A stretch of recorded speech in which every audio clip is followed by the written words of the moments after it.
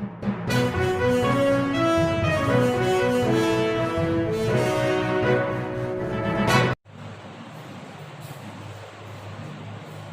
My dear students, मैं योगेश त्यागी, physics lecturer, Tagore शिक्षा समिति के ऑनलाइन प्लेटफॉर्म पर आपका स्वागत और अभिनंदन करता हूँ। तो आज हम बेटा पढ़ेंगे क्लास 12 CBSE इंग्लिश मीडियम के बच्चों के लिए नेक्स्ट टॉपिक। तो स्टूडेंट्स, हम last chapter number 3 electric circuit complete कर चुके हैं। ऑफलाइन क्लासेज में मैं आपको फर्स्ट चैप्टर कंप्लीट हो चुका था, आपका थर्ड चैप्टर मैंने आपको कंप्लीट करा दिया। आज स्टार्ट करेंगे चैप्टर 2।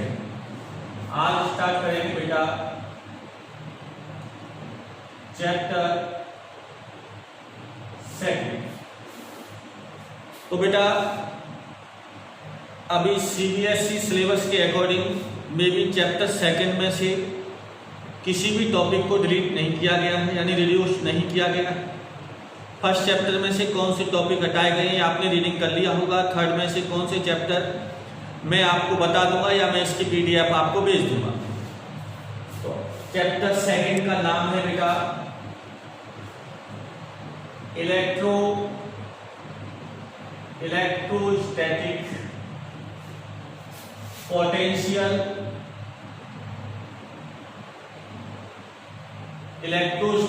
Potential and capacitance.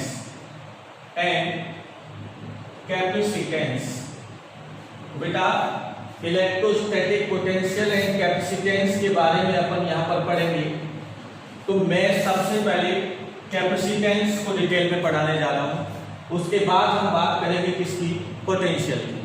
तो सबसे पहले बात आती है बेटा कि कैपेसिटर क्या होता है। तो number first, what is a capacitor.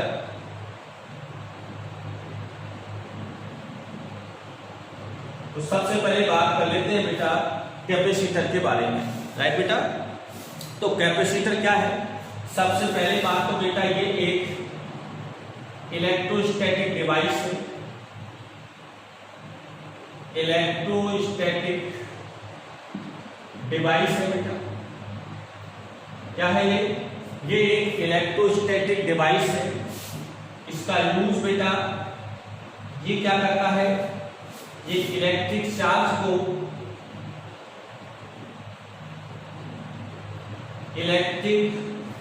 Charge को क्या करता है बेटा, नाम से पता लग रहा है कैपेसिटर, यानी ये उसको स्टोर करता है।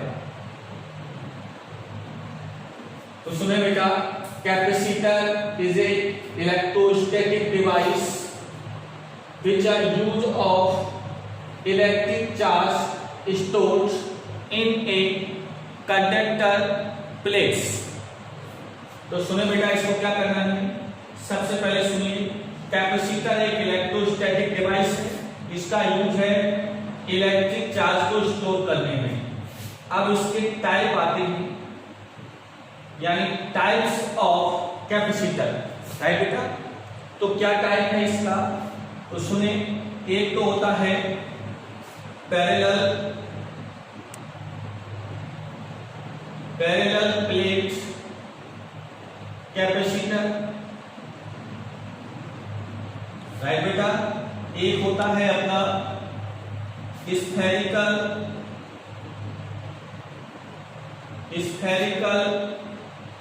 कैपेसिटर,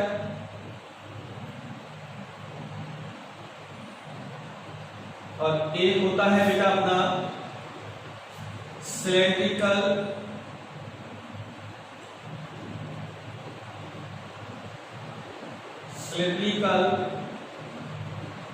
कैपेसिटर,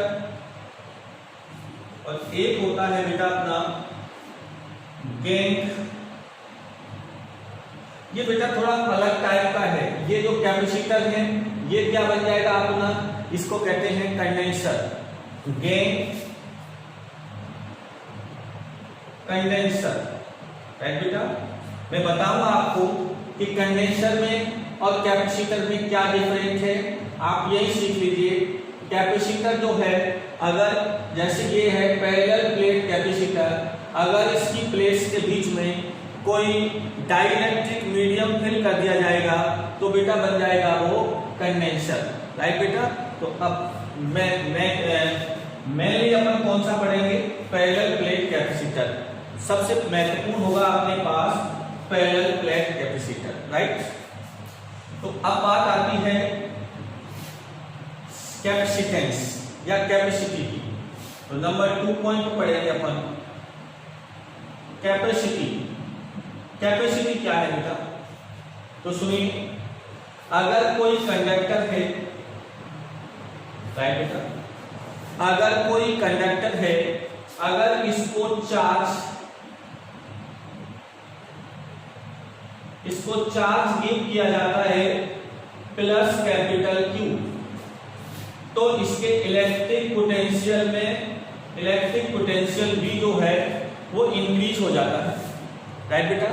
अगर किसी कंडक्टर को प्लस कैपिटल Q चार्ज क्या करते हैं अपन, देते हैं, तो उसके इलेक्ट्रिक पोटेंशियल V की वैल्यू क्या हो जाती है, इंक्रीज हो जाती है, जो कि ये होता है capital Q is directly proportional to V।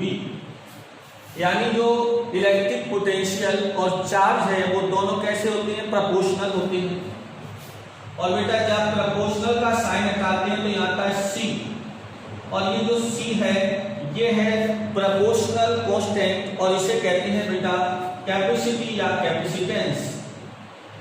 इसे क्या बोलते हैं बेटा, capacity.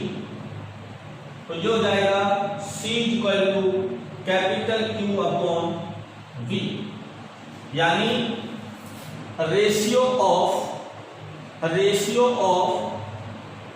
Charge capital Q and electric potential V of conductor is called capacity. फिर सुन ले आप बेटा, ratio of charge capital Q and electric potential V of a conductor is called capacity. C equal to Q upon V। इसका unit बेटा होता है, इसका यूनिट होता है फेराड। इसका यूनिट क्या होता है, फेराड। इसे किससे लिखा जाता है बेटा, F से लिखते हैं, राइट। इसका यूनिट हो गया फेराड, और इसकी डायमेंशन बेटा, इसकी डायमेंशन निकालते हैं। तो इसका डायमेंशन फॉर्मूला कैसे निकालें बेटा, देखो आप, Q क्या है, चार्ज। तो चार्ज के लिए यूनिट क्या होगा बेटा, इसका होता है कूलम, और V का क्या होता है बेटा, वोल्ट, कूलम बाय वोल्ट। और बेटा C के लिए क्या होगा, C क्या होता है, यानी चार्ज होता है Q बराबर क्या होता है बेटा, IT का मतलब क्या हो गया, यहाँ पर हो गया T1 और ये हो गया A1। इसकी तो डायमेंशन ये हो गई। अब वोल्ट की बात करते हैं बेटा, तो मैं आपको बताऊं पोटेंशियल की जो डेफिनेशन होती है वो होती है V बराबर क्या नहीं, तो पोटेंशियल की बेटा डेफिनेशन होती है V बराबर W अपॉन Q, यानी वर्क डन और चार्ज का रेशियो।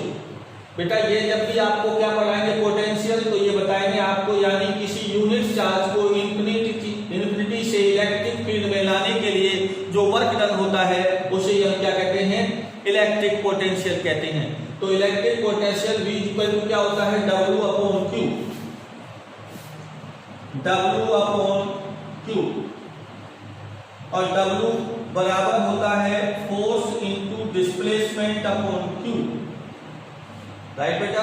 तो यहां से क्या आ जाएगा बेटा, यहां से हो जाएगा फोर्स के लिए बेटा क्या आता है, M1 L1 T-2, और X के लिए क्या आएगा, इंटू L1, और Q के लिए क्या आएगा बेटा, T1 और A1। तो यहां से आ जाएगा बेटा M1 L2 और T ऊपर जाएगा T-3 A-1। ये किसके लिए हो गया बेटा, ये हो गया इलेक्ट्रिक पोटेंशियल के लिए। तो अब डायमेंशन ऑफ सी, तो सी की डायमेंशन क्या आ जाएगी बेटा, इधर देखिए, सी के लिए क्यू का क्या हो जाएगा बेटा, ये हो जाएगा T1 A1 upon M1 L2 T-3 A-1। इसे क्या लिखते हैं बेटा, देखो यहां से ये M तो M-1, L2 तो L-2, और ये ऊपर कितना हो जाएगा T+3, तो ये हो जाएगा T4, और ये क्या हो जाएगा बेटा A+, तो ये हो जाएगा बेटा A2।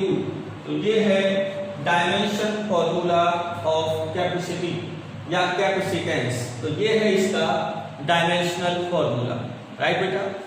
अब हम बात करते हैं कि जो 1 फैराड है इसको कैसे डिफाइन करेंगे, 1 फैराड। तो देखें इधर इसकी बात चल रही थी बेटा 1 फैराड, तो देखिए 1 फैराड, तो 1 फैराड की डेफिनेशन कैसे लिखेंगे बेटा, अभी बताया C बराबर क्या बताया था, Q अपॉन V। तो यहां से मानेंगे let capital Q equal to 1 coulomb and V equal to 1 volt, then C equal to 1 coulomb upon 1 volt equal to 1 farad, right बेटा। तो ये हो गया कूलम इक्वल टू 1 फैराड। तो यहां से बेटा इसकी डेफिनेशन क्या बोलेंगे, देखिए यदि किसी कंडक्टर को, सुने बेटा ध्यान से, यदि कंडक्टर को 1 कूलम आवेश गिव किया जाता है, ठीक है ना, या किसी कंडक्टर को 1 कूलम आवेश ट्रांसफर किया जाता है, तो यदि उस कंडक्टर के इलेक्ट्रिक पोटेंशियल में 1 वोल्ट का इंक्रीज हो जाता है तो यह उसकी कैपेसिटी कहलाती है 1 फैराड। फिर सुने, 1 कूलम चार्ज किसी कंडक्टर को देने पर यदि उसके इलेक्ट्रिक पोटेंशियल में 1 वोल्ट का क्या हो जाता है, इंक्रीज हो जाता है, तो यह कहलाती है उसकी 1 फैराड कैपेसिटी, राइट बेटा। आपको पता होना चाहिए फैराड जो है यूनिट कैपेसिटी का एक मेजर यूनिट है, यानी बहुत बड़ा यूनिट है। ये होता है 1 फैराड इक्वल टू होता है 9 × 10⁻11 stat farad. 1 farad equal to 9 × 10⁻11 stat farad, ये रिलेशन होता है। तो ये बात किसकी की थी हमने बेटा, कैपेसिटी की थी। अब हम बात कर लेते हैं कि अगर कोई स्फेरिकल कंडक्टर है तो उसकी कैपेसिटी क्या होगी। आइए ना, तो हम बात कर लेते हैं अब कैपेसिटेंस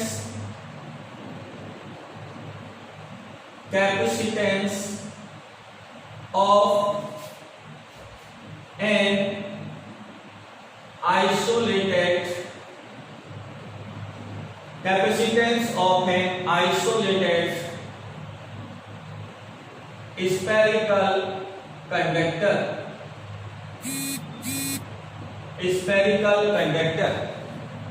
तो बेटा अगर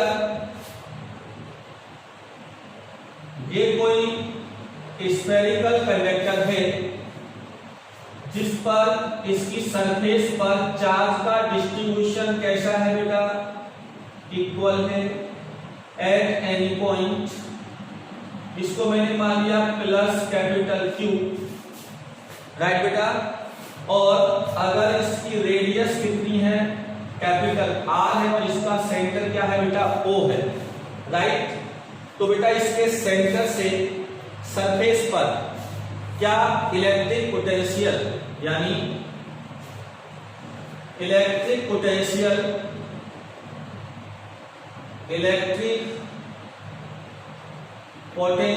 ऑफ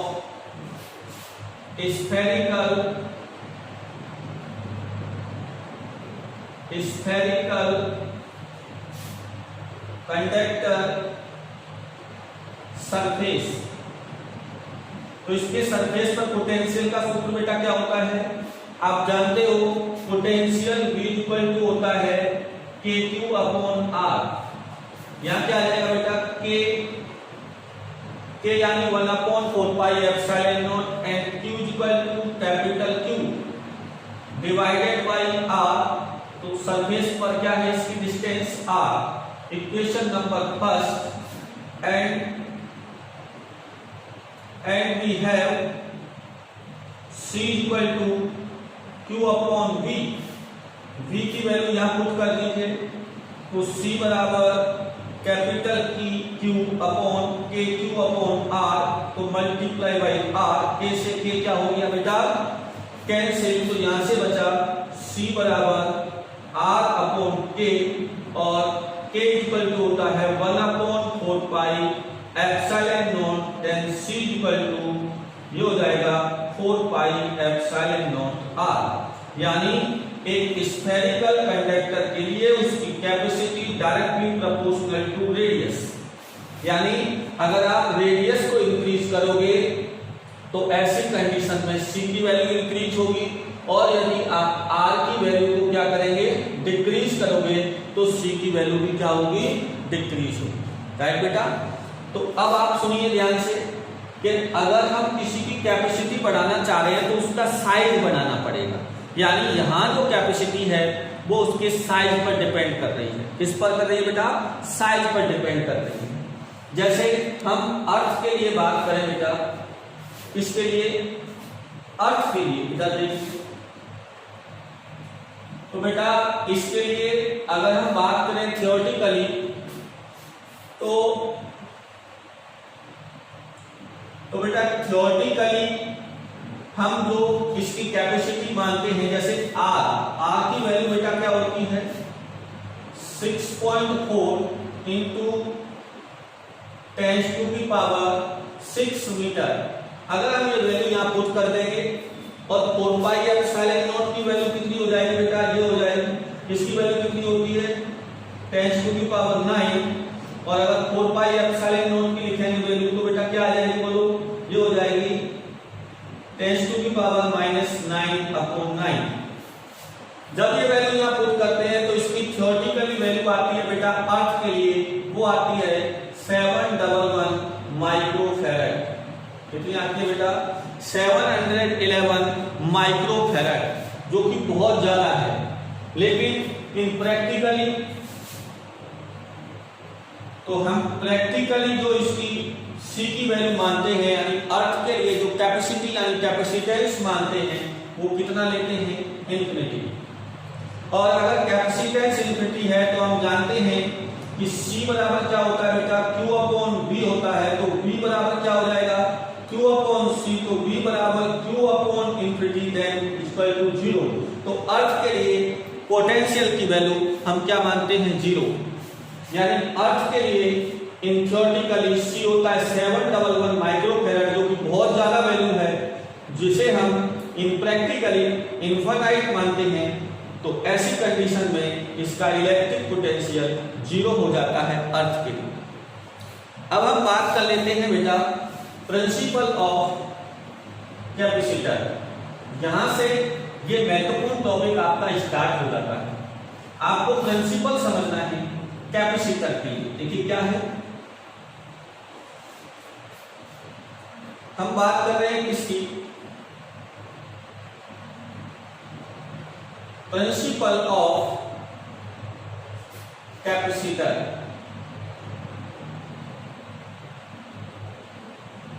प्रिंसिपल ऑफ कैपेसिटर, अभी तक हमने ये सीखा कि अगर आपको किसी कंडक्टर की कैपेसिटी को इंक्रीज करना है तो उसके साइज को इंक्रीज करना होगा। राइट बेटा। तो क्या एक ऐसी प्रोसेस नहीं है हमारे पास कि उसके साइज को चेंज न करें फिर भी उसकी कैपेसिटी की वैल्यू बढ़ जाए, वही उसका क्या होगा, प्रिंसिपल। यानी उसके साइज को चेंज न करते हुए अगर उसकी कैपेसिटी को इंक्रीज कर दिया जाए तो यही उसका क्या कहलाता है, प्रिंसिपल कहलाता है। और इसे ही हम क्या कहते हैं, प्रिंसिपल ऑफ कैपेसिटर। आइए बेटा क्या है इसका प्रिंसिपल देखिए। सबसे पहले हम एक इंसुलेटेड मेटल प्लेट, ये है बेटा कोई इंसुलेटेड मेटल प्लेट्स। बेटा एक मेटल की प्लेट्स है जिसके ऊपर कोई इंसुलेटेड क्या होता है, कवर्ड होता है। यानी इंसुलेटेड का मतलब है कि यदि ये किसी कंडक्टर से टच हो जाएगी तो उससे करंट फ्लो नहीं होगा। तो ये है एक इंसुलेटेड मेटल प्लेट्स, या ऐसे कह सकते हैं कि इस पर किसी इंसुलेटेड मटेरियल की क्या कर दी जाती है, पॉलिश कर दी जाती है। तो ऐसी कंडीशन में जो प्लेट होती है उसे हम क्या कहते हैं, इंसुलेटेड मेटल प्लेट्स। अगर हमने इसको पॉजिटिव चार्ज,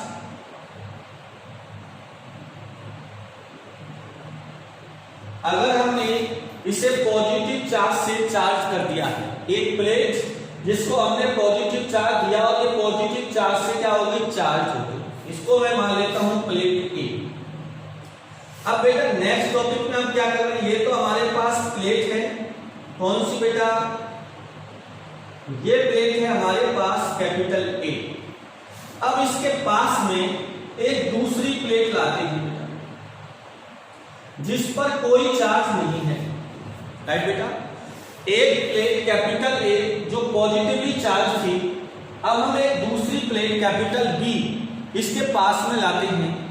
तो इंड्यूस्ड चार्ज, आपने चैप्टर फर्स्ट में पढ़ा होगा इंड्यूस्ड चार्ज, तो क्या होगा, इसके जो नियर वाली जो प्लेट्स का पार्ट है, यानी इसके जैसे ये दो प्लेट ऐसे रखी है बेटा, ऐसे, तो इस वाली प्लेट के पास वाला जो सरफेस है वो कौन सा, ये वाला है, और दूर वाला सरफेस कौन सा है बेटा, ये वाला है।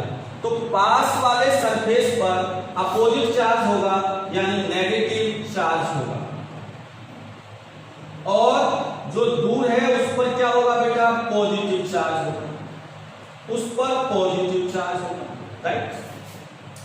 हम अच्छे से जानते हैं बेटा कि जो नेगेटिव चार्ज होता है, कौन सा चार्ज बेटा, नेगेटिव चार्ज क्या करता है बेटा, नेगेटिव चार्ज हमेशा पोटेंशियल को क्या करता है बेटा, डिक्रीज करता है, ठीक है ना, यानी पोटेंशियल की वैल्यू को कम करता है। तो ये क्या करेगा, इलेक्ट्रिक पोटेंशियल की वैल्यू को क्या करेगा, डिक्रीज करेगा, राइट, यानी कम करेगा। क्यों, क्योंकि V इक्वल टू क्या होता है, KQ अपॉन R। तो Q की वैल्यू यदि नेगेटिव होगी तो V की वैल्यू क्या होगी, डिक्रीज होगी। और बेटा पॉजिटिव चार्ज जो है, पॉजिटिव चार्ज, पॉजिटिव जो चार्ज होता है ये इलेक्ट्रिक पोटेंशियल की वैल्यू को क्या करता है, इंक्रीज करता है।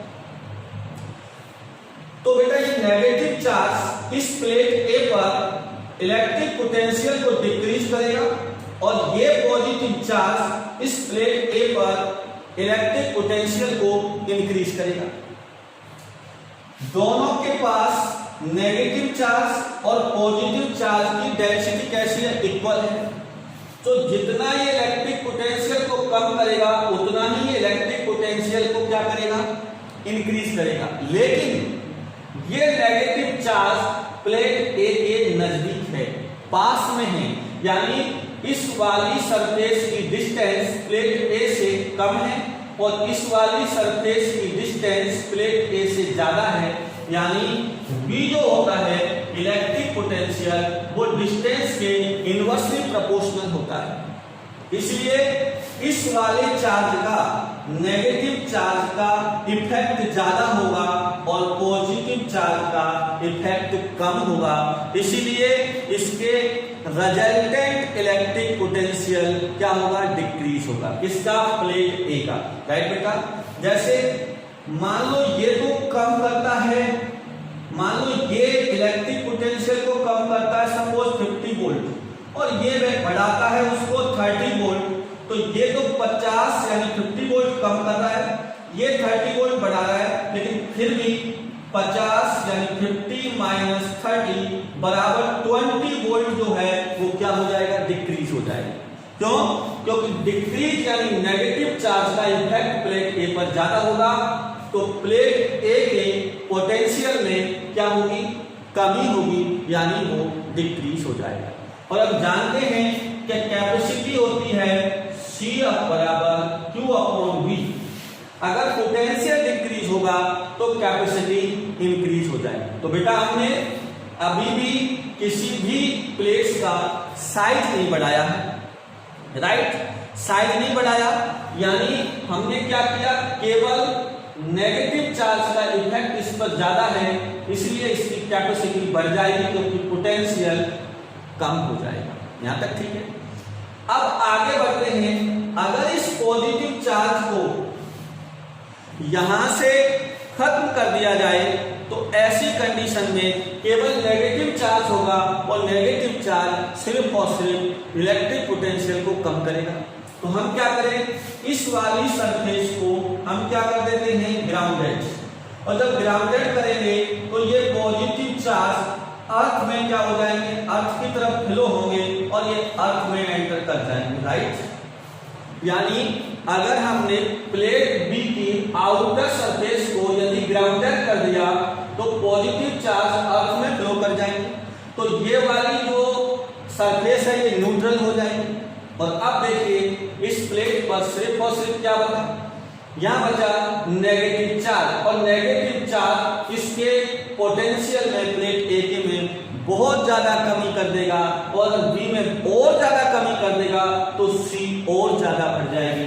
यानी ऐसी कंडीशन में B is less than past condition जो अभी बताई थी तो सी मच ग्रेटर देन, यानी अगर बी की वैल्यू पहली वाली कंडीशन से और ज्यादा कम हो जाएगी तो ऐसी कंडीशन में सी की वैल्यू और ज्यादा हो जाएगी, राइट बेटा। यहां तक तो इस प्रकार हमने दो प्लेट्स की ए और बी, एक प्लेट पर पॉजिटिव चार्ज है, एक प्लेट पर नेगेटिव चार्ज है, और इसे ग्राउंडेड कर दिया जाए तो हम उसकी कैपेसिटी को बढ़ा सकते हैं।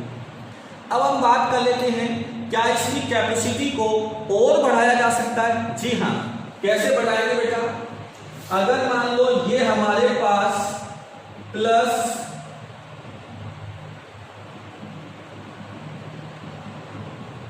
और ये क्या था बेटा, इधर लिख देता हूं मैं, प्लस और ये माइनस और ये क्या था, ग्राउंड।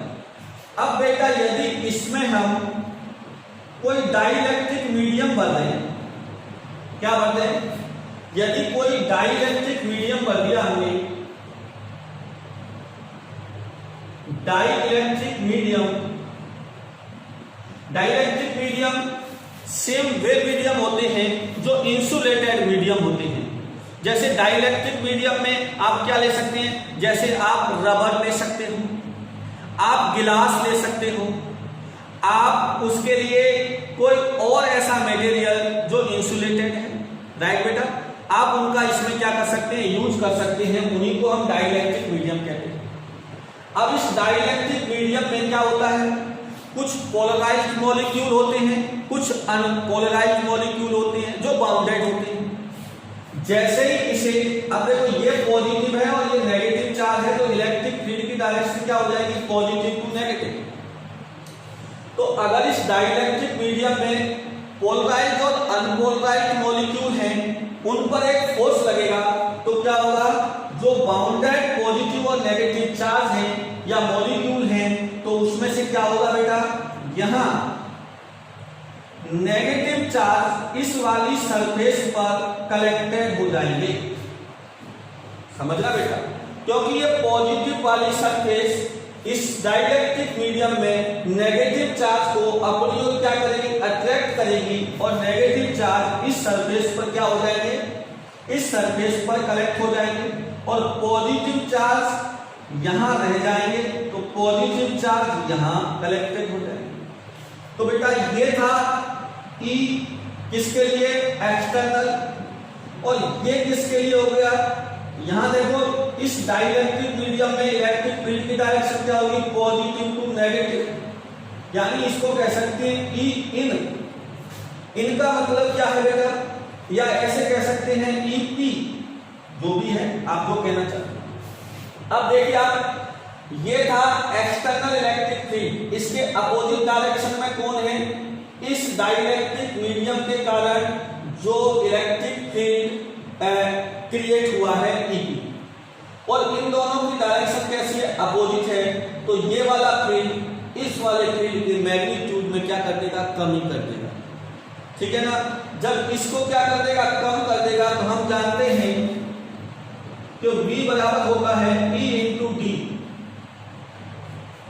देखो V बराबर क्या होता है? E इंटू D होता है, यानी इलेक्ट्रिक पोटेंशियल बराबर इलेक्ट्रिक फील्ड एंड डिस्टेंस। तो ऐसी कंडीशन में क्या होगा बेटा? अगर E की वैल्यू कम होगी तो V की वैल्यू कम होगी, और बेटा V की वैल्यू कम होगी तो C की वैल्यू बढ़ जाएगी। ये समझ लो। देखो मैं फिर बोल रहा हूं, पहले तो ये कंडीशन थी जिसमें V की वैल्यू बहुत कम हो गई, जिससे C और ज्यादा बढ़ गया। लेकिन अगर डाइलेक्ट्रिक मीडियम रख दिया तो E की वैल्यू कम हुई, और E की वैल्यू कम होने से V कम हुआ, और V कम होने से C बढ़ गया। तो आज C की वैल्यू बहुत ज्यादा हो जाएगी, यानी हमने किसी भी प्रकार उसकी साइज को कांस्टेंट रखते हुए, यानी नो चेंज करते हुए, उसकी कैपेसिटी को हमने बहुत ज्यादा इंक्रीज कर दिया। यही इसका क्या है? प्रिंसिपल है, यानी प्रिंसिपल ऑफ कैपेसिटर है, ठीक है ना। अब नेक्स्ट टॉपिक में पढ़ेंगे बेटा हम पैरेलल प्लेट कैपेसिटर। तब तक के लिए धन्यवाद।